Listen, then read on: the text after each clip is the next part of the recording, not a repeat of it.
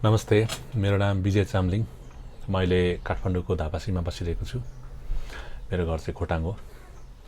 मैले 2065 सालदेखि यता निरन्तर नै नेपाली पत्रकारिता क्षेत्रमा काम गरिरहेको छु।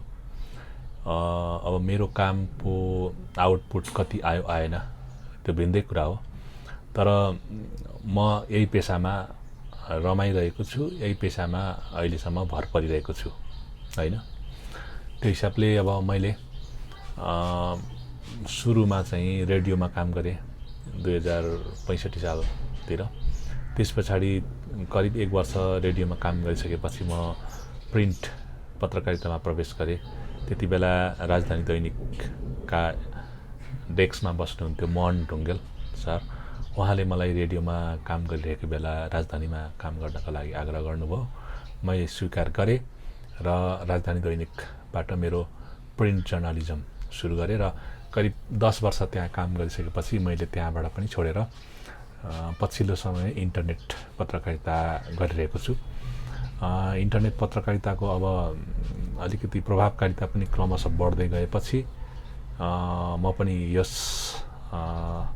खालको पत्रकारितामा आकर्षित भए र त्यति बेला र अहिले त यो चाहिँ 2073 सालतिरको कुरा है। 2073बाट चाहिँ मैले इन्टरनेट पत्रकारिता सुरु गरेको हो नेपालमा है। तर इन्टरनेट चाहिँ को इतिहास हेर्ने भने विश्वमा अब 1990s पछाडि नै यसको डेभलप हुँदै आएको छ। 1990sलाई चाहिँ यसको गोल्डन एजको रूपमा लिन सकिन्छ इन्टरनेट पत्रकारिताको, किनभने त्यति बेला इमेल को विकास भयो हैन। इमेलको विकास अलिक तीव्र गतिमा भयो। त्यस पछाडि वेबसाइटहरू निर्माण हुन थाल्यो र सन् 2000 पछाडि यता 2004-05 तिर फेसबुक हुँदै अहिले अब युट्युबहरू 5 मा फेसबुक युट्युब हैन हुँदै अहिलेसम्म हेर्ने भने सबैभन्दा लोकप्रिय एउटा सञ्चारको मिडियम चाहिँ युट्युब बनेको छ, फेसबुक बनेको छ हैन। अब त्यसो हुँदाखेरि मैले पनि अब पछिल्लो समय युट्युबमा काम गर्ने सोच बनाएको छु। मैले अहिले salpaonline.com नामक मिडिया सञ्चालन गरिरहेको छु। यो संस्थागत मिडिया हो। यो चाहिँ कम्पनी रजिस्ट्रारमा दर्ता गरेर प्रेस काउन्सिल सूचना विभागमा दर्ता गरेर सञ्चालन गरिरहेको छु। तर त्यहाँ चाहिँ मैले विज्ञापन खास गरी अलिकति मिडियासँग जोडिएको इकोनोमिक सपोर्ट सिस्टम भनेको चाहिँ विज्ञापन हो मिडियाको। मैले त्यहाँ विज्ञापन ल्याउन सकेको छैन हैन र बिना विज्ञापन नै अहिलेसम्म चल्दै आएको छ। बरु त्यो वेबसाइटको चाहिँ अब होस्टिङको डोमेनको रिन्यू गर्नु अनि कम्पनी रजिस्ट्रारमा चाहिँ हरेक वर्ष अडिट गर्नु, अडिट फी अनि अडिटरको चाहिँ फी हैन गर्दाखेरि ती सबै खर्चहरू चाहिँ मैले आफ्नो गोजीबाट लगाइरहेको छु र यो चाहिँ मेरो प्यासन एउटा रुचि भएको हुनाले अब मैले यो गरिरहेको छु। तर निकै लामो समय भयो मैले आफै यसरी काम गरेको हैन। मतलब आम्दानी बिना खर्च मात्रै गरेको चाहिँ भन्यो भने निकै भयो। अब चाहिँ यो स्थितिलाई लामो समय लान सकिँदैन कि भन्ने लाग्दैछ। र अर्को चाहिँ किन यसो लाग्दैछ भन्ने अर्को चाहिँ अहिले विश्वमै यो पर्सनालिटी ड्रिभन मिडियाहरूको एउटा ट्रेन्ड सुरु भएको छ क्या हैन। र ठुला मिडिया कम्पनीहरू चाहिँ अलि धराशायी जस्तो बनेको देखिन्छ। नेपालमै पनि कान्तिपुर मिडिया ग्रुपले कान्तिपुरमा काम गर्ने पत्रकार कर्मचारीहरूको समयमा तलब दिन सकिरहेको छैन एकातिर, अर्कोतिर त्यहाँ कर्मचारीहरू कटौती गरिरहेको छ हैन।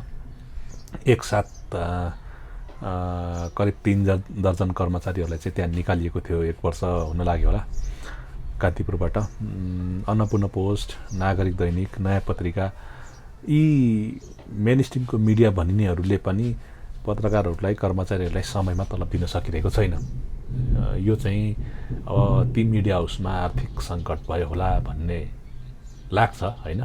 या पहिला ती सञ्चालकहरूले जति मिडियाबाट जति कमाउँथे अहिले त्यति कमाउन छोड्यो होला। उनीहरूले क्रमशः अलिकति कर्मचारीलाई ढिला गर्दै तलब चाहिँ दिन थालेको होला। र यो चाहिँ नेपालको हकमा मात्रै नभएर विश्वकै स्थिति अहिले यही छ होइन। ठुला मिडिया हाउसहरूले अस्ति भर्खर पनि बिबिसीले एकसाथ 200जना कर्मचारीहरूलाई चाहिँ कामबाट निकाल्ने भनौँ न, कटौती गर्ने, 200जना कर्मचारीहरू एकसाथ कटौती गर्ने निर्णय गर्यो भन्ने मैले समाचार पढेको थिएँ। र अमेरिका वेस्टर्नहरूको पनि स्थिति यही नै छ मिडियाको, ठुला मिडियाहरूको हकमा होइन। र अहिले इफेक्टिभ चाहिँ के भएको छ भने साना मिडियाहरू, फेसबुक, युट्युबहरू धेरै इफेक्टिभ भएको छ। युट्युब खास गरी होइन, फेसबुकमा भन्दा अलिक युट्युबमा चाहिँ लङ फर्मको पनि पत्रकारिता गर्न सकिने, जति पनि लामो भिडियोहरू 2 घन्टा 3 घन्टाको पनि भिडियोहरू युट्युबमा चाहिँ अपलोड गर्न सकिने भएकोले गर्दाखेरि युट्युब चाहिँ सबैभन्दा बढी इफेक्टिभ छ अहिले भिजुअल जर्नलिजमको लागि। त्यस कारणले गर्दाखेरि अब मैले पनि मेरो जुन सानो भए पनि एउटा संस्थागत मिडिया हो होइन, यो संस्थागत मिडिया सँगसँगै आफ्नो व्यक्ति ब्रान्डको मिडिया युट्युब च्यानल र फेसबुक मार्फत चाहिँ कन्टेन्टहरू दिने र पत्रकारिता चाहिँ को अभ्यास चाहिँ त्यहाँबाट गर्ने कि भन्ने सोच बनाएको छु। र मैले मेरो युट्युब च्यानल विजय चामलिङ नामको युट्युब च्यानल छ, त्यसमा अबदेखि चाहिँ भिडियोहरू क्रमशः हाल्ने र अब 6 महिनासम्म त्यसरी म सङ्घर्ष गर्ने र त्यो बिचमा चाहिँ युट्युबलाई चाहिँ मोनिटाइज गर्ने मेरो योजना छ। अब कति सकिन्छ सकिँदैन हेरौँ। अब स्रोत साधन एकदम सीमित छ मसँग र एउटा टिम पनि छैन, सबै चिज म आफैले गर्नुपर्ने छ, सबै काम आफैले गर्नुपर्ने छ। एउटा क्यामेरा छ सोनीको मिररलेस क्यामेरा A6400, त्यस पछाडि अब अर्को एउटा यो DJI Action 5 Pro भन्ने क्यामेरा छ। यो चाहिँ खास गरी भिडभाड आन्दोलन र बाहिरको फुटेज लिन एकदम काम लाग्छ। यो इन्टरभ्यू पनि लिन सकिन्छ यसबाट, तर अलिक बढी इफेक्टिभ चाहिँ यो अलि आउटडोर सुटिङ टाइपको एरियल भ्यू लिनु पऱ्यो भने र वाइड एङ्गलको लागि चाहिँ यो क्यामेरा एकदम राम्रो लाग्यो मलाई र मैले यो किनेको छु होइन। यो एकदम नभएर नै मैले यो किने हो। र योभन्दा अगाडि चाहिँ मसँग अब सोनीको त्यो क्यामेरा थियो, त्यसैले मैले सुट गर्दै थिएँ र अहिले पनि मैले जुन यो भिडियो यो सोनीको क्यामेराले नै खिच्दैछु। र अब यही स्रोत साधन र मैले एक्लैले योजना बनाएर अब केही काम गर्ने सोच बनाएको छु। तपाईहरुले मेरो भिडियोहरू हेर्नुहोला, भिडियोको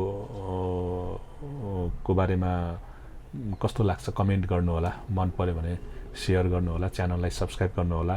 फेसबुकमा विजय चामलिङ नामको एउटा मेरो प्रोफाइल छ, त्यसलाई पनि फलो गर्नुहोला, पेज पनि छ हैन। यता salpaonline.com को पनि पेज छ, त्यहाँ पनि फलो गर्नुहोला। तर म दुईटैमा केन्द्रित हुने गरी सोच बनाइरहेको छु र अलि बढी चाहिँ कल्चर र मिनी डकुमेन्ट्रीहरू चाहिँ र कल्चर सम्बन्धी इन्टरभ्यूहरू चाहिँ मेरो आफ्नो युट्युब च्यानलमा राख्ने सोच बनाएको छु हैन। र अरू पोलिटिकल न्यूज र अरू सामान्य न्यूजहरू चाहिँ संस्थागत मिडियामा राख्ने हो कि भन्ने सोच बनाएको छु। दुईटैलाई नै अगाडि बढाउने हो भन्ने मेरो सोच छ। अब अहिलेसम्म चाहिँ मैले मेरो युट्युबलाई चाहिँ अलिकति केही काम नै गरेको थिइनँ, त्यो चाहिँ एकदम डिएक्टिभ जस्तो भएर बसिरहेको थियो हैन। अब इमेल खोलेपछि च्यानल भइहाल्छ, त्यो च्यानल चाहिँ अब खोलेको थिएँ, त्यहाँ एक दुईवटा भिडियो त पहिला राखेको थिएँ, तर अब त्यहाँ खासै धेरै अरू कन्टेन्टहरू न्युज कन्टेन्टहरू चाहिँ राख्न अब पाएको थिइनँ, राखेको थिइनँ। तर अब चाहिँ युट्युबमा पनि न्युज कन्टेन्टहरू राख्ने, नियमित रूपमा भिडियोहरू राख्ने, सर्ट भिडियोहरू राख्ने र युट्युबलाई चाहिँ मोनिटाइज गर्ने र अबको पत्रकारिता त्यहाँ मार्फत पनि गर्ने भन्ने सोच बनाएको छु। मेरो सोच तपाईहरुलाई कस्तो लाग्यो? यो चाहिँ मैले कसरी यस्तो निर्णय गरेँ भने नेपालको हकमा मात्रै नभएर विश्वमै पनि ठुला मिडिया हाउसका राम्रा पत्रकारहरू ती मिडियाहरू छोडेर सोलो जर्नलिजममा गइसकेका छन् हैन। एक त ठुला मिडिया हाउसले त समयमा स्यालेरी नदिने, नेपालको हकमा त राम्रो स्यालेरी पनि नदिने हैन, राम्रो पनि नदिने र समयमा पनि नदिने समस्या छ हैन। र त्यो अर्को चाहिँ अब ठुला मिडियाहरू भन्दा साना मिडियाहरू र एउटा सोशल इन्फ्लुएन्सरहरू जसको चाहिँ लाखौं करोडौं फलोअर सब्स्क्राइबरहरू छन्, त्यहाँबाट गर्दाखेरि प्रभावकारी हुन्छ भन्ने हो। अब सोसियल इन्फ्लुएन्सर भनेर ठ्याक्कै नेपालमा चाहिँ अब को हो को होइन भन्ने कुरा अब एक्ज्याक्ट भन्न सकिँदैन होइन। अलिकति बढी फलोअर हुने बित्तिकै त्यसलाई सोसियल इन्फ्लुएन्सर भन्ने गरिया छ, अथवा कोही त अब पत्रकारको नाममा समाजसेवी पनि भन्छन्। आफैमा हुन त पत्रकारिता क्षेत्र समाजसेवा पनि हो हुनु चाहिँ, तर यो समाजसेवा मात्र होइन, यो बिजनेस पनि हो नि त, दुइटै कुरा हो।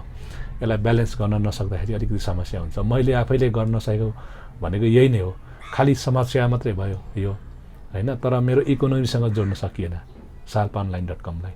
त्यस कारणले गर्दाखेरि मैले अब पनि यो जोड्छु होला भन्ने मलाई लाग्दैन। मेरो त्यो नेचरको कारण होइन, मेरो आफ्नो व्यक्तिगत स्वभावको कारण पनि त्यस्तो हुन गएको हो कि जस्तो लाग्छ मेरो फाइन्डिङ। त्यसो हुनाले अब मैले यो संस्थागत मिडिया चलाउनुभन्दा बरु आफ्नो पर्सनल ब्रान्डलाई बनाउनेतिर जाने सोच बनाएको छु। अब त्यसको लागि नियमित रूपमा युट्युबमा नियमित भन्दा पनि हप्तामा एउटा, कम्तीमा पनि हप्तामा एउटा कन्टेन्ट चाहिँ च्यानलमा राख्ने, सर्ट भिडियोहरू राख्ने, फेसबुकमा सर्टहरू काटेर राख्ने, रिलहरू राख्ने र अब युट्युबलाई चाहिँ मोनिटाइज गराएर अब इकोनोमिकल्ली पनि त्यहाँ सस्टेन हुने र आफ्नो पर्फर्मेन्स, आफ्नो रुचिको काम पनि अब त्यहीँबाट गर्ने कि भन्ने सोच बनाएको छु। अब मेरो च्यानललाई तपाईँहरूले हेरिदिनु होला है। त्यहाँ मैले केही भिडियोहरू अब राख्नेछु, केही भिडियो छन् होइन। अस्ति भर्खर एउटा भिडियो राखेको छु, इन्टरभ्यू, मणिकुमार राईको इन्टरभ्यू, तर त्यसको खासै भ्युज गएको छैन होइन। त्यसको छोटो सर्ट चाहिँ रिलको रूपमा मेरो आफ्नो फेसबुकको प्रोफाइलमा राखेको थिएँ, त्यो चाहिँ राम्रै भ्युज भयो, करिब त्यो 200K-ले हेर्नुभएको छ। अब युट्युबतिर चाहिँ अलिकति मैले जोड गर्नुपर्ने छ र युट्युबबाट मेरो आफ्नो रुचिको कुरा, आफ्नो क्षेत्रको कुराहरू होइन, पत्रकारिता र मिनी डकुमेन्ट्री, कल्चर, इन्टरभ्यू, यस्तै यस्तै न्युज बेसको भिडियोहरू राख्ने सोच बनाएको छु। मेरो च्यानललाई सब्सक्राइब गर्नुहोला। च्यानलमा भएका भिडियोहरू तपाईँहरूलाई मन पर्छ पर्दैन हेर्नुहोला, मन पऱ्यो भने लाइक कमेन्ट गर्नुहोला, सेयर गर्नुहोला होइन। र मलाई च्यानलबाट पनि र प्रत्यक्ष पनि अब मलाई फेसबुकबाट पनि प्रतिक्रिया दिनुहोला। म तपाईँहरूको सबै प्रतिक्रियाहरू, सुझावहरू हेर्नेछु र तपाईँहरूले दिएका सुझाव अनुसार अगाडि बढ्ने प्रयास गर्नेछु। र मेरो च्यानललाई लाइक गर्नुहोला, फलो गर्नुहोला, सब्सक्राइब गर्नुहोला। Thank you.